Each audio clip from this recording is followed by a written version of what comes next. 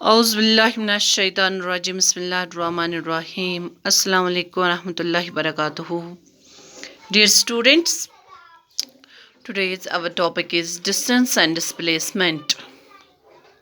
Distance and displacement kya go? Related terms.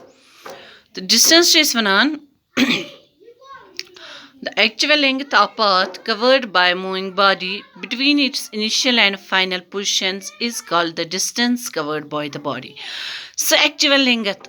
path yus covered a moving body care initial point pet final position istamat. For example, it's vichan ki ak moving body ch car nimon esa gad nimon ak.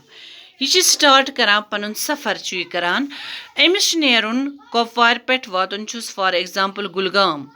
Go use Koporch, that is its initial point, and use Gulgam Tamachi Vatan, that is its final position. Tim Okun Shanimis Gasun ki at Dermian, Kutsa distance Karim covered, Kota Fasl Korim covered, touches distance covered by the body. Good distance you share, Yeltia se kahti moving body, Malabus Pakanes, Atmashima guard, the Atmashima cycle, the motorcycle te. Sasekari cover here. Malab the missionary अगर वो श्रीनगर पे तमिस कपोर वातन that means जो श्रीनगर तमिस initial point starting point तो Kupwara that is final position तमिस मतलब final point तमिस वो अ दरमियान कचा डिस्टेंस कचा फासल कर कवर तथ वन डिस्टेंस इत पे वन इथे पे कि Srinagar to Kupwara 90 kilometres that means a moving body has to cover 90 kilometres to reach its final position गो तमिस 90 किलोमीटर्स कड़न ताकि सह वात पन्निस फाइनल पोजिशनस पे अत वन डिस्टेंस Distance यह स्केलर क्वांटिटी तो वो मे ओतर स्केलर क्वांटिटी तो वेक्टर क्वांटिटीज क्या गई बे कर पे फिर रिपीट यम स्केलर क्वांटिटीज तिम one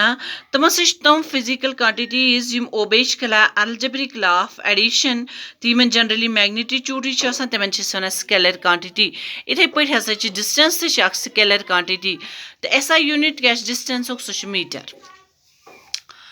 Which is the displacement kya gay? The shortest distance between the initial and the final position of a moving body is called displacement of a body and is directed from the initial to the final position. The shortest distance used between initial go yet pet his start guess final position go yet the khatam guess at darmiyan use shortest distance takes moving body has that is one displacement of a body the each gasa imi pet initial to final position pet गो अगर तुम वो बह निमो तुम इत पे example कि school खसान तो सारे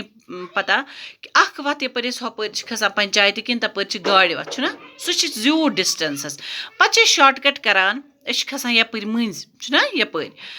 वुचान अगर हपर यमो कपर यपर पंचायत घर तप कोता टाइम लगे वातनस गो सह गो ज्यादा वो कर शॉर्टेस्ट डिस्टेंस अती खसान सड़क नश हूर कुन तो वातान स्कूल गेटस नश बेशक यह अत मतलब यह चढ़ाई मगर यह शॉर्ट डिस्टेंस यह लॉन्ग डिस्टेंस कहीं अत वो डिस्प्लेसमेंट गो शॉर्टेस्ट डिस्टेंस अगर वन दूर जाए गो कुछ जाए करान ये वन ोट वत कर शॉर्टकट करो शॉर्टकट शॉर्टेस्ट डिस्टेंस मगर यह ग इनिशियल पे फाइनल पोजिशनस तम मतलब इनिशियल पॉइंट पे स्टार्ट वात फाइनल पोजिशनस पे कह मूविंग बॉडीज पे कवर कर तथ वन डिस्प्लेसमेंट ऑफ ए बॉडी तो यह डायरेक्ट कर from initial to final positions पे डिस्टेंस तो डिस्प्लेसमेंट इन दोनवें SI यूनिट इहुंद सह मीटर पे अगर डिस्टेंस मतलब कुन चीज मेंटेन करें हेका यह डिस्टेंस टाइम ग्राफस पे कर अत मन टाइम सह X एक्सीज तो डिस्टेंस Y एक्सीज पता यिज पे ऑब्जेक्ट ट्रैवल कर equal distance in equal intervals of time तमो मतलब गो मतलब इक्वल डिस्टेंस कच डिस्टेंस यीजा तमिस दिमो यह टाइमस अंदर कंप्लीट कर तमो मतलब गो यह पकान यूनिफॉर्म स्पीड में अमो मतलब गो डिस्टेंस ट्रैवलड ऑब्जेक्ट कर कह ऑब्जेक्ट यह डायरेक्टली प्रपोर्शनल कह टू टाइम टेकन अमिस कोता टाइम लोग गो फॉर यूनिफॉर्म स्पीड ग्राफ हेको डिस्टेंस ट्रैवलड अगेंस्ट टाइम यह स्ट्रेट लाइन ग्राफ पे ब्याक स्पीड क्या गई speed of a body is the distance travelled by the body per unit time गो स्पीड हेको वनित कि डिस्टेंस कचा कर ट्रेवल एक बॉडी पर यूनिट टाइमस मज स्पीड बराबर distance divide by time interval मतलब अगर स्पीड करें डिस्टेंस कचा कर कवर डिवाइड बाय टाइम कोता लोग तत नीर स्पीड गो अम सज रफ्तार क्या रोज यह कत मज स्पीडस मज वुचान कि अगर वो कि फास्ट बाउलर यिज पर सरान बॉल फास्ट बॉल यिज पर वुचान कि यिज पर हसा सह बॉल थ्रो करान युस टाइम टेकन बॉल लगान टू रीच द बैट्समैन मतलब युस बाउलर सह बॉल त्रावान तो कोता टाइम लगान बॉल कत निश वातनस यमिस बैट्समैनस निश वात गो सह ट्रेवल करान तस पर फिक्सड लेंथ पिच ना पिच वुचान कि अत मज कसा ट्रेवल कर पिच अगर स्मॉल आस बैट्समैन लेस रिएक्शन अत टाइमस दिवान टू रेस्पॉन्ड अगर लकुट पिच तमिस तेल टाइमे लगान बॉल कत वातनस बैट्समैनस तम अगर वुचान मीडियम पेस बाउलर अमिस हसा टाइम लगान बॉल कि यह गे सेम डिस्टेंस गे पिचस मज कवर कर गो बैट्समैन वो यह कंपेरेटली मोर टाइम लगान कत रिएक्ट करनस मज मतलब गो स्पीड हसा